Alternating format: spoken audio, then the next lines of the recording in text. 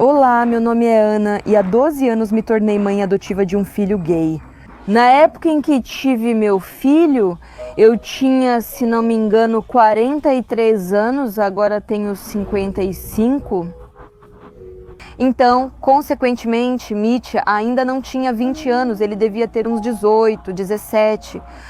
Quando minha filha e o amigo dela estavam alugando um apartamento, na época da faculdade, os meninos pediram para ficar um tempo na minha casa porque o apartamento estava à venda. Claro, eu deixei. Quando ela nos apresentou, Dima era um ativista, na verdade. Ele participava muito ativamente do movimento lésbicas, gays, bissexuais e transgêneros, então. E ele até se apresentou para mim. Eu sou Dimitri, eu sou gay. Eu disse, tá bom, e daí? Ele ficou muito chocado com o fato de eu não ter reagido de nenhuma forma. Minha filha viajou a trabalho para um treinamento e o menino ainda não voltou para casa, está muito tarde. Bem, mais de 10 anos atrás, você entende como era a situação na Ucrânia em relação à segurança das pessoas lésbicas, gays, bissexuais e transgêneros. E já era quase meia-noite quando eu disquei o número de telefone e disse: Dima, me desculpe, por favor. De forma alguma quero limitar sua liberdade, mas para mim é muito importante saber que você está seguro. Então vamos combinar como vamos viver juntos, porque eu acredito que sou responsável por você. A criança chegou de táxi em 15 minutos, chorando. Ele me contou sua história, a rejeição da mãe e ter sido forçado a sair de casa aos 14 anos. Choramos juntos até quase de manhã. Ao amanhecer, ele perguntou, você pode ser minha mãe? Como negar um pedido desses de uma criança? Desde então tenho 2 filhos. Meu filho bem cedo. Acho que ele ainda não via isso como orientação. Ele entendia que não era como os outros. Porque, apesar de ter muitas amigas, ele se sentia mais atraído pelos meninos.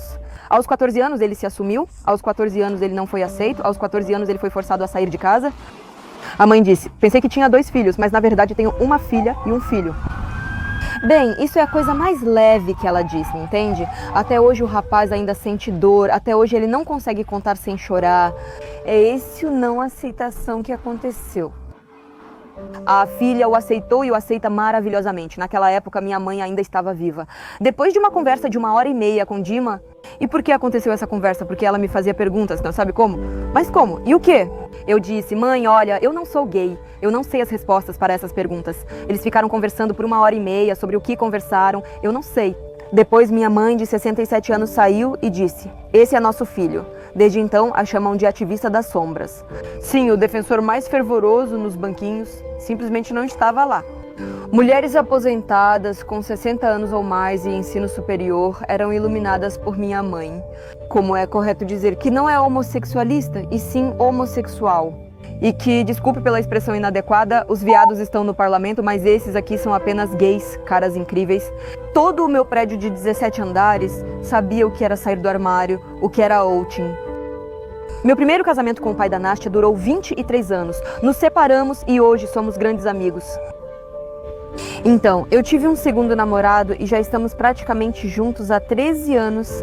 E no momento em que apareceu o namorado, na verdade logo depois apareceu o Dima e realmente não houve nenhum conflito. Além do Dima, mais alguns caras moraram comigo quando eles estavam passando por isso, bem, quando o Dima já tinha ido embora. Então, aliás, o Dimka ficava muito enciumado por causa disso. Os pais do Dima não moram em Kiev, mas ele apoia os pais dele. Bem, o pai já não está mais aqui, mas ele tenta apoiar financeiramente a mãe dele. Claro, né? O Dima liga para a mãe dele, tenta ligar, mas eu fico com a impressão de que ele vive em um mundo paralelo. Então, nos documentos, né, você não era a guardiã dele? Não fazia sentido. Para quê? Primeiro, ninguém ia tirar os direitos parentais dos pais biológicos. E segundo, ele já estava mais ou menos encaminhado.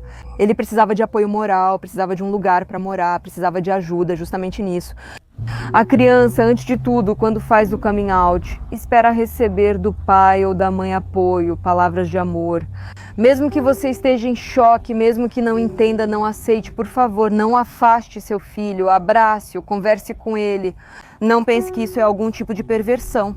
Afinal, se seu filho veio até você e se abriu, isso significa que ele confia em você, que ele te ama, que ele está justamente... isso é um pedido de ajuda. Se ele já se abriu, ele já não consegue mais ficar em silêncio. Ele já está pronto para que você ou o aceite ou o rejeite. Mas se você o rejeitar, Então prepare-se para o fato de que você pode ou perder seu filho, e isso pode ser suicídio, ou você vai perder tanto o contato com seu filho que vai doer tanto em você quanto na criança, porque só pelo fato de seu filho ter outra orientação, ele não deixa de ser seu filho. É difícil para os pais, mas o principal agora é não afastar o filho. Porque quando o pai ou a mãe não apoia o filho, quando o pai ou a mãe fala claramente, tipo, espero que você morra, claro que a criança tenta sair dessa vida, porque ela... Bom, quem mais vai apoiar se não os pais? E isso não é escolha, é coração, cérebro e sensação do corpo. Da mesma forma que me perguntam, você trabalha há 10 anos com pessoas lésbicas, gays, bissexuais e transgêneros, nunca sentiu atração por mulheres? Sinceramente, eu posso admirar uma mulher como uma obra de arte, mas se eu amo homens, por mais que eu queira olhar para uma mulher, eu não vou conseguir fazer amor ou ter relações sexuais com ela. Eu sou uma das fundadoras de uma organização de pais que trabalha com pais que têm filhos lésbicas, gays, bissexuais e transgêneros.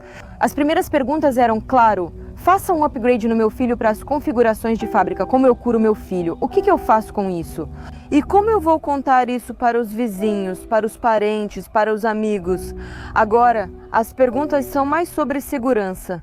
Ok. Eu aceito meu filho. Como eu posso aprender a enxergar isso da maneira certa? E como posso apoiá-lo? Como posso protegê-lo?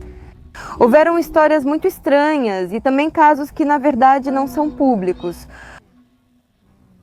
Por exemplo, em uma das cidades, uma mãe levou o filho à igreja e aconselharam ela a colocar a criança debaixo do sino.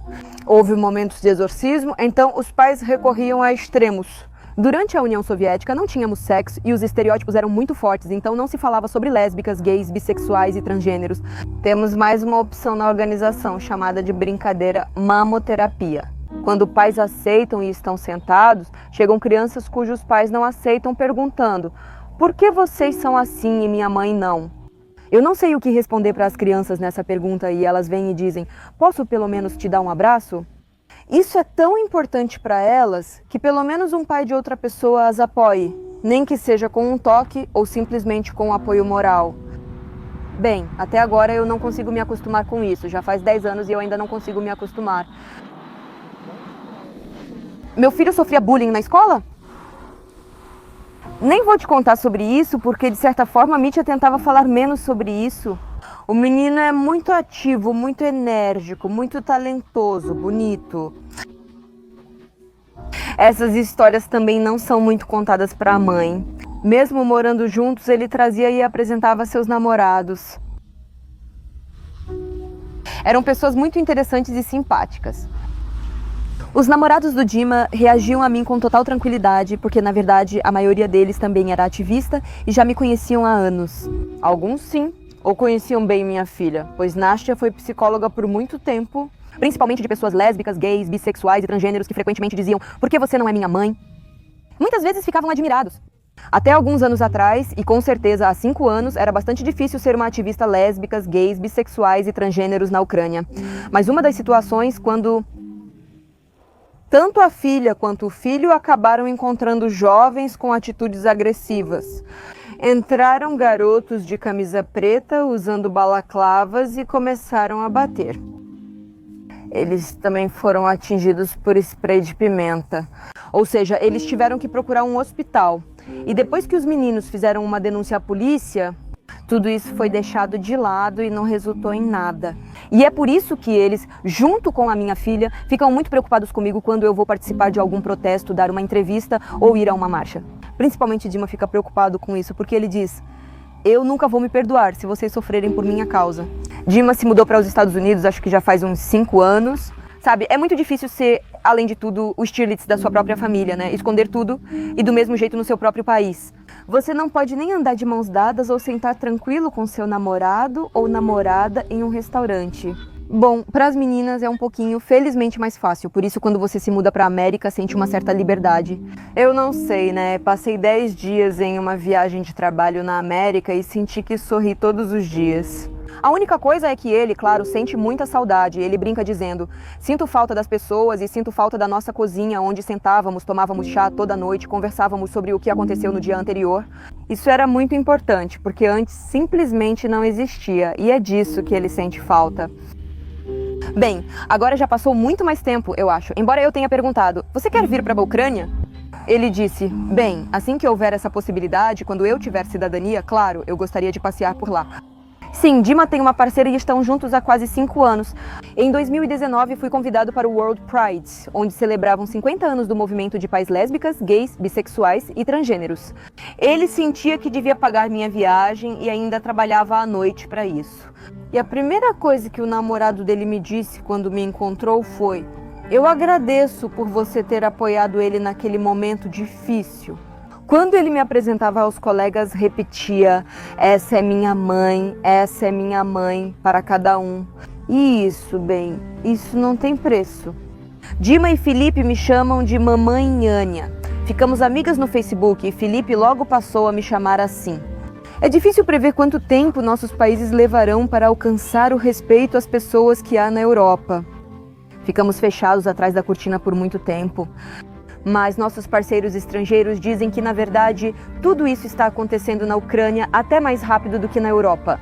Quando convidamos para a marcha, pedimos permissão aos nossos pais belorrussos e depois recebemos o retorno após a marcha. Nunca tinha recebido um feedback assim antes.